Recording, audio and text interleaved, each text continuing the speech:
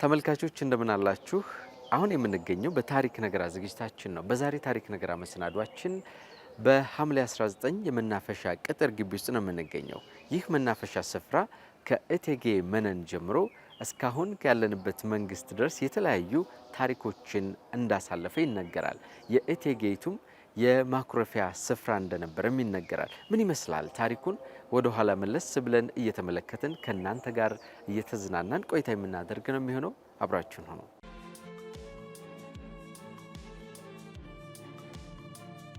የተወደዳችሁ እንግዲህ ቆይታችን በዚህ በሐምሌ 19 መናፈሻ ውስጥ ነው የሚገኘው። አሁን ደግሞ እዚህ ረጅም ዓመት በማገልገል መናፈሻ ስፍራ ውስጥ የራሳቸውን አበርክቶ በማድረግ ቆይታ ካደረጉ አባት ጋር ነው የተወሰነ ጊዜ የምናሳልፈው። አብራችሁ እንድትሆኑ እንጋብዛለን። ከመታወቅን ጀምር።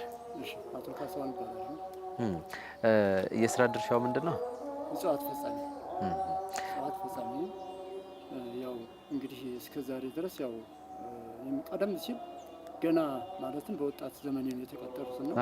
ወደ 38 ዓመት ሆነኛል እዚህ ሲሰራ ማለት ነው። እንደዚህ አይነት ስራ ሲሰሩ አሉ ጦርታ እንግዲህ አንድ ዓመት ይቀረኛል ማለት ነው። እና በጣም ደስ ብሎኛል። በደስታ ነው የምሰራው። ረጅም ዓመት እጽዋትን ሲንከባከቡ ሲኮተኩቱ ነው ይኖርታ። ደስ ይላል። ደስ ይላል።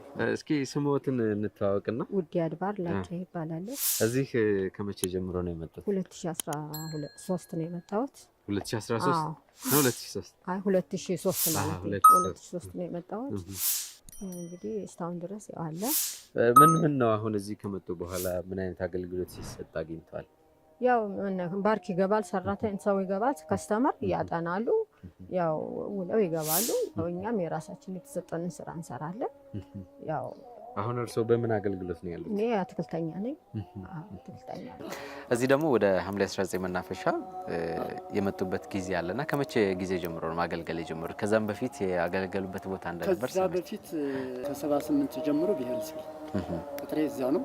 ከብሔረ ጽጌ ጀምሮ ነው ስሰራ የቆየሁትና ከዛ እንደገና ደግሞ ማለትም 9 ዓመት አገለገሉ። ከ9 ዓመት በኋላ ደግሞ ፒኮክ መናፈሻ ቦሌ ማለት ነው።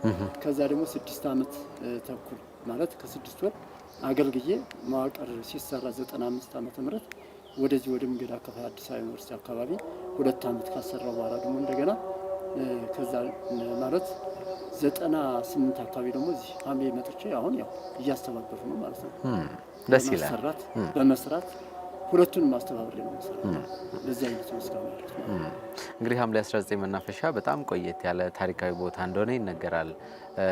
እዚህ ሲመጡ ምን ነገሮችን አገኙ? እንዴት ነበር የነበረበት ሁኔታ? እርስዎ በገቡበት ጊዜ ምን ይመስል ነበር? ደህና ነው፣ አሪፍ ነው። እኔ በነበርኩበት ስመጣ ወደዚህ አሪፍ ነው እና ጥሩ ነው ማለትም እንዳሁኑ በእርግጥ እንዳሁኑ ያለም የዛም ጊዜ በጣም እንትን ነበር፣ መካከለኛ ነበር። አሁን ግን እጅግ በጣም በሚባል ሁኔታ ለምቷል ማለት ነው። አጠቃላይ አሁን ባዶ ቦታ የለም። አጠቃላይ በሙሉ በእጽዋት በአበባ አሸብርቆ በአበባ ተሸፍኗል ማለት ነው እና በጣም እንትን ላይ ነው። የዛም ጊዜ ጥሩ ነው። አሁን ከዛ የበለጠ ከተሰፋ ማለት ነው። እንግዲህ ቀደም እንዳልነው ታሪካዊ ቦታ እንደመሆኑ መጠን በተለይ ከንጉሱ ዘመን ጋር የተገናኘ ታሪኮች እንዳሉት ይነገራል። ከእቴጌይቱ ከእቴጌ መነንም ጀምሮ በርካታ ነገሮች እንደታለፈበት ይነገራል ይህ መናፈሻ ስፍራና እርስዎ የሚያውቁት ደግሞ ሲነገር የሚሰሙት ሲባል የሚሰሙት ይኖራል። እዚህ እንደመቆየተው መጠን እንደው እንዴት እንደተጀመረ ያውቃሉ? መጀመሪያ መቼ ነበር የተጀመረው?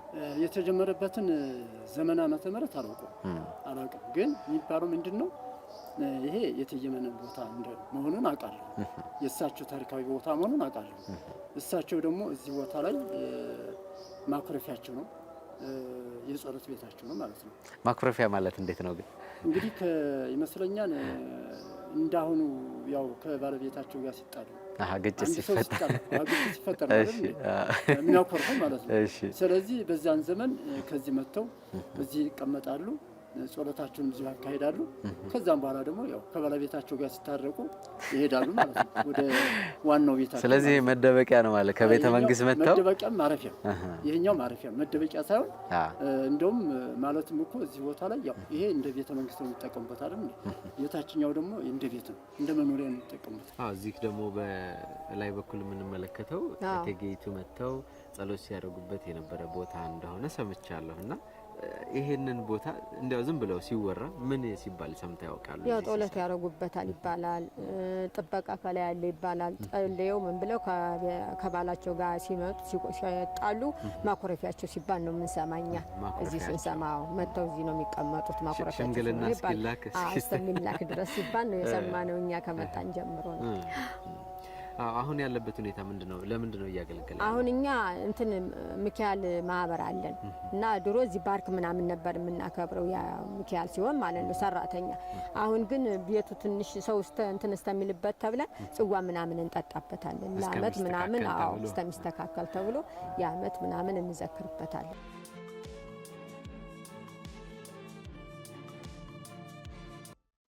በ1933 ዓመተ ምህረት እንደተመሰረተ የሚነገርለት ይህ መናፈሻ በእቴጌ መነን አማካኝነት በርካታ ታሪኮች እንደተከናወኑበት ይነገራል።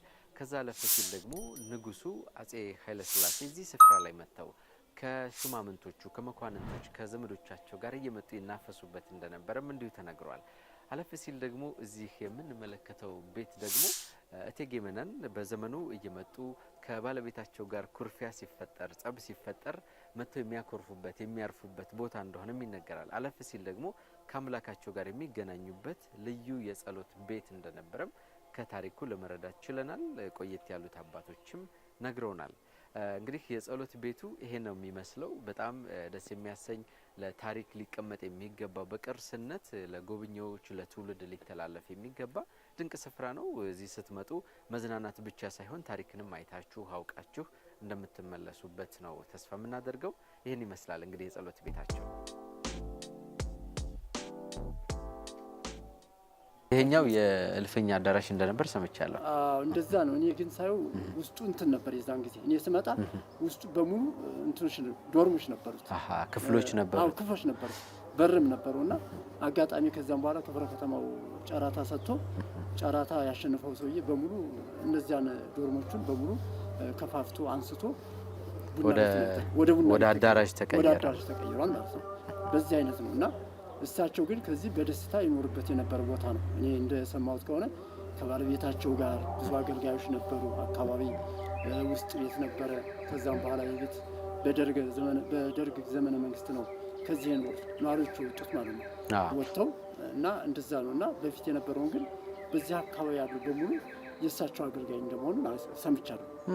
አጠቃላይ ማለት ነው። እንደውም ቦታ ሰጥተዋቸው ለአገልጋዮቻቸው ሰርተው እንዳስቀምጧቸው ነው የማውቀው ታሪክ ማለት ነው። በዚህ አይነት ነው የነበሩት ማለት ነው። እና ይሄ ቦታ የጸሎት ቤታቸውና ማኩረፊያ ቤታቸው ነው። ዋናው ነገር ግን ጸሎት ቤት ማካሄጃ ነው። የጸሎታቸው ቤት ነው።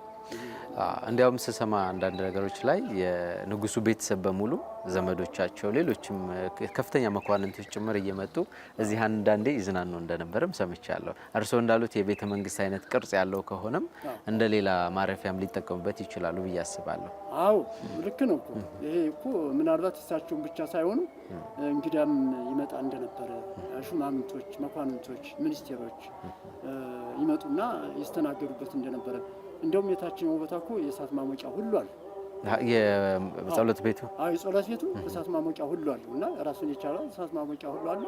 በዚያ መሰረት ልጆቻቸውም አጠቃላይ ያለው ቤተሰቡን በሙሉ እዚህ እየመጣ እዚሁ ይስተናገዳል፣ እዚሁ እንትን ይዝናናል ማለት ነው። እና ይሄ እንደ መዝናኛም የሚጠቀሙት ፓርክ ስለሆነ እንደ ከፍታም ቦታ ስለሆነ እነሱ እንደዚህ አይነት ቦታ ስለሚወዱ እንደ መዝናኛ የሚጠቀሙበት የነበረ ቦታ ነውና እንደ ሌላም ለምሳሌ እንደ ሕግም የሚሰጡበት ቦታ እንደነበረ እኔ ይሄን ታሪኩን ሰምቻለሁ ማለት ነው። እንደ ፍርድ ነገር የሚሰጡበት አይነት በሚያስተዳድሩበት ሰዓት ያው የሚያስተዳድሩበት ለምሳሌ ሰው ይኖራል፣ ሰራተኛ ይኖራል። እንደዛ የሚያስተዳድሩበት የነበረ ቦታ ነው ማለት ነው። ሁሉም ያቀፋል። ደስ ይላል። ከመድኃኔዓለም ቤተክርስቲያን ወደ ውስጥ ገብተን መንደሮች መሀል ነው ያለውና ጫካ ነው፣ ገባ ያለ ቦታ ነውና እንዲህ አይነት ቦታ ለምን የመረጡት ይመስሎታል በእርሶ እይታ? እነሱ እንደዚህ አይነት ቦታ ነው የሚመርጡት። ለምን ደስ ይላቸዋል?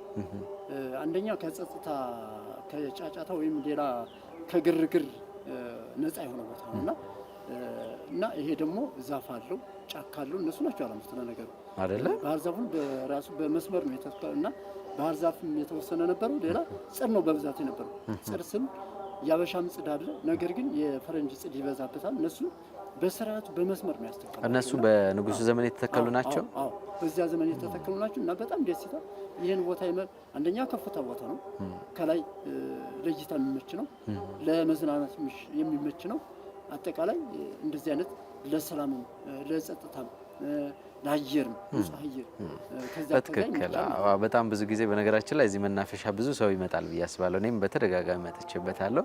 በጣም የተለየ ስሜት የተለየ ተፈጥሮ ከራስ ጋር ለማውራት ልዩ የሆነ ስሜት አለውና ተመራጭነቱ በእርግጥም እርሰው እንዳሉት ነው ብዬ አስባለሁኝ።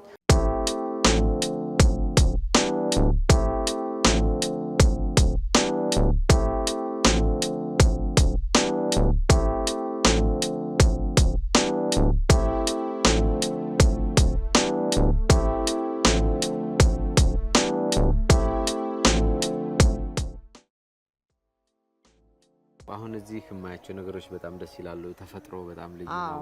የሚደረገው እንክብካቤ ምንድነው የሚመስለው? እርሶም እንደዚህ እንደሚሰሩ እኛ በደንብ ነው የምንከባከበው። ያው የተሰጠን ትሰራለህ፣ ቦታ አለህ፣ የራሳችን እያንዳንዱ ቦታ አለን። እሱ ይሰጠናል። ተለክቶን የተሰጠን እንኮተኩታለን፣ አበባ ምናምን እንተክላለን፣ እንዳዲስ እናድሳለን፣ ውሃ እናጠጣለን፣ እንከባከባለን። አረሙ ይታረማል፣ ሳርም ይታጨዳል። እያንዳንዳችን ስላለ ማለት ነው። በዚያ ነው የምንከባከበው። ቆሻሻ እንዲኖር አንፈልግም፣ እናጸዳለን። አሁን እዚህ ከንጉሱ ዘመን ጀምሮ የተተከሉ ዛፎች እንዳሉ ሰምቻለሁ። ሰው ከመምጣቱ በፊት ምን ይሰማሉ? እስኪ ስለ ዛፎቹ ሲወራ እንሰማለን። ይሄ ንጉሱ ነው፣ ይሄ ንጉሱ ነው ይባላል። ግን አብዛኞቹ ንፋስ እየጣላቸው ወድቀዋል።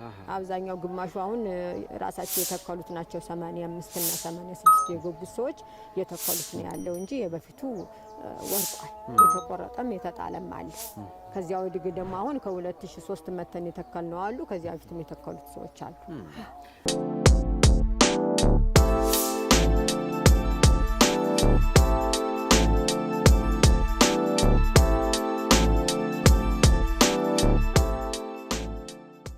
ተመልካቾች እንግዲህ በሐምሌ 19 የመናፈሻ ስፍራ ውስጥ ተገኝተን እንዲህ አይነት ታሪካዊ ነገሩን እየዳሰስን አለፍ ሲል ደግሞ ይህ የምትመለከቱትን ድንቅ ስፍራ ዛፎቹን ተፈጥሯዊ ሁኔታውን እየተመለከተ ነው የሚገኘው። በጣም ደስ ይላል። በነገራችን ላይ ነፋሻማ ነው። ለብቻችሁ መታችሁ ራሳችሁ ማድመጥ ብትፈልጉ ማንበብ ብትፈልጉ ጓደኞቻችሁን ወዳጅ ዘመዶቻችሁን ለመጋበዝ ወይም ደግሞ ለመዝናናት ብትፈልጉ ለየት ያለ አየር ታገኙበታላችሁና በጣም ነፋሻማ ነው። ደስ ይላል። እኛም በእነዚህ አይነት መንገድ ነው ቆይታ እያደረግን የሚገኘው። ስለዚህ እንቀጥላለን።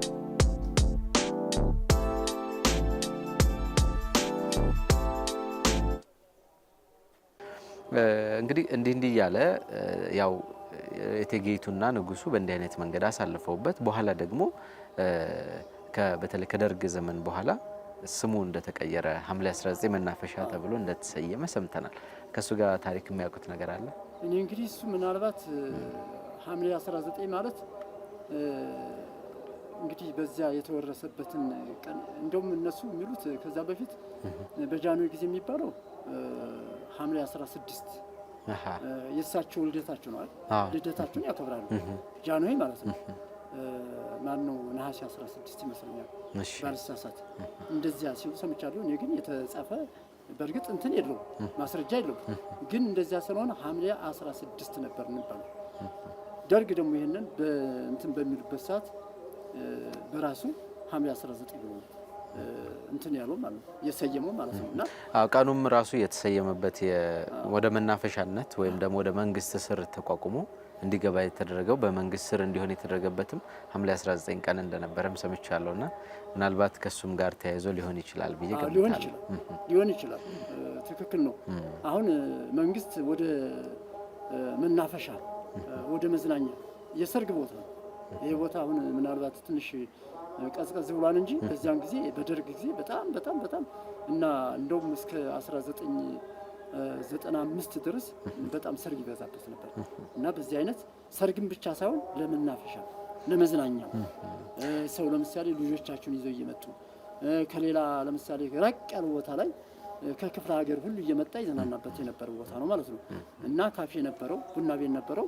በጣም ብዙ ምግብም እዚሁ ይዘጋጃል፣ መጠጡም እዚሁ ስለሚዘጋጅ የነበረ በዚያን ሰዓት የነበረበት ሰዓት በጣም የደመቀና እንትን ያለ ነበር ማለት ነው።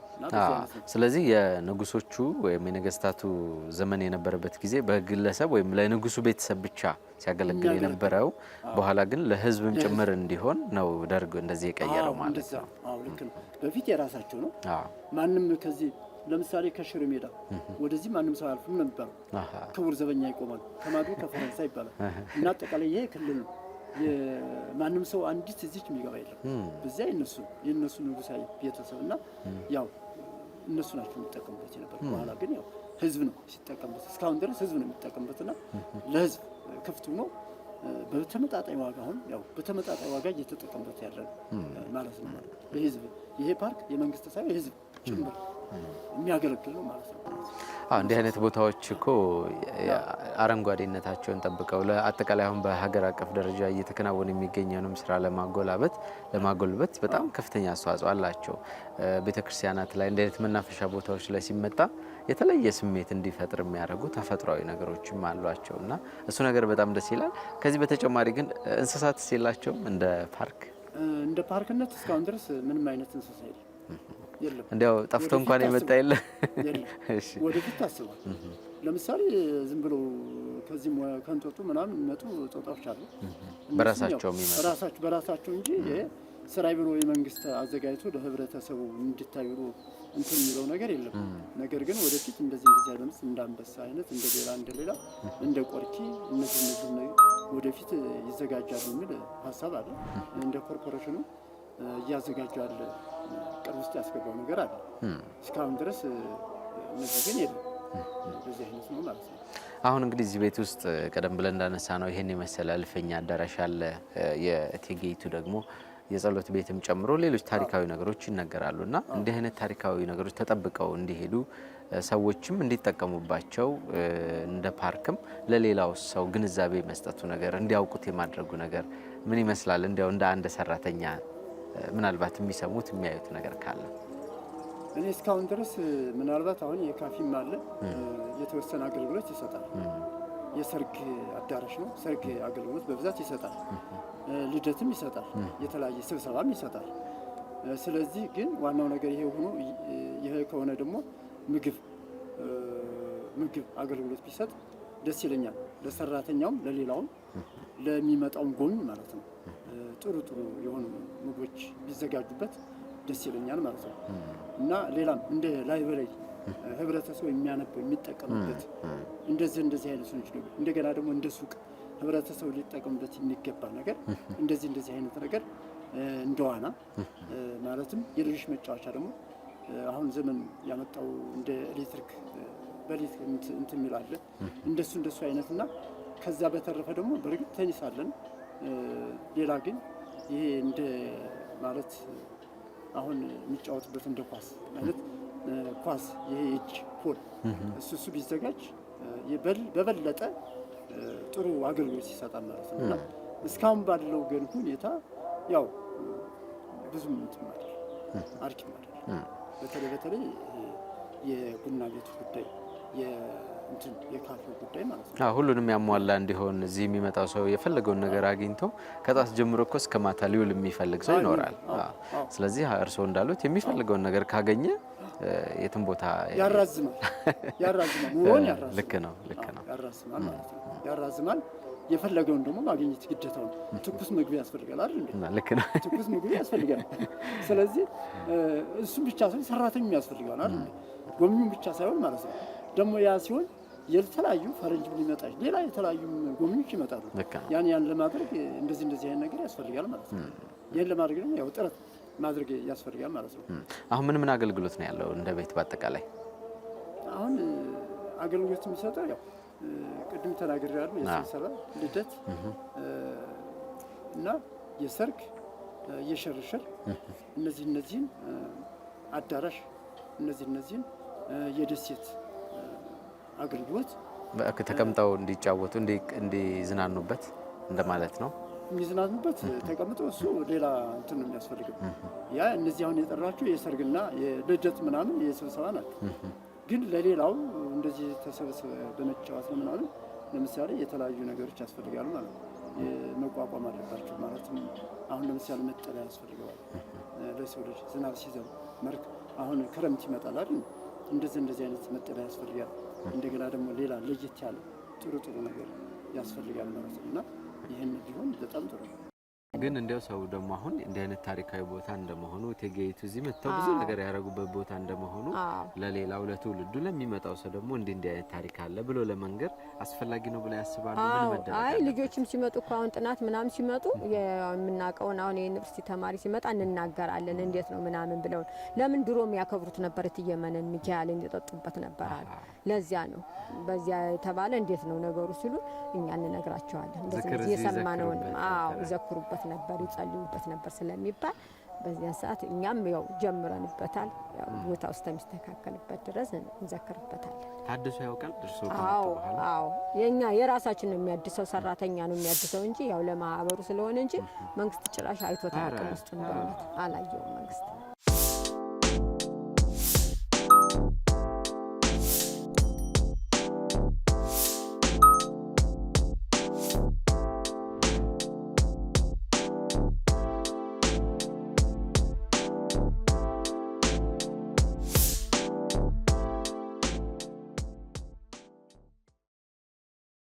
ስለነበረን ጊዜ በጣም አመሰግናለሁ። መልእክት ካለዎት ደግሞ ለተመልካቾቻችን ያስተላልፋሉ። እኔም ቃለ መጠየቅ ስላደረጋችሁልኝ አመሰግናለሁ።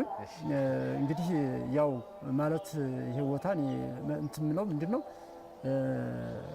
ኮርፖሬሽኑ በደንብ አድርጎ ትኩረት አድርጉበት፣ ብዙ ስራ ተሰርቶበት ገቢ እንዲገኝበት ትኩረት መደረግ አለበት ነው የምለው እኔ። እሺ ያው ስለነበረን ጊዜ ደግሞ በጣም አመሰግናለሁ። ታሪኩንም የተወሰነ የሚያውቁትን ስለነገሩን መልካም ስራ። እኔም አመሰግናለሁ። ወደ ላይ እንመለሳለን። እሺ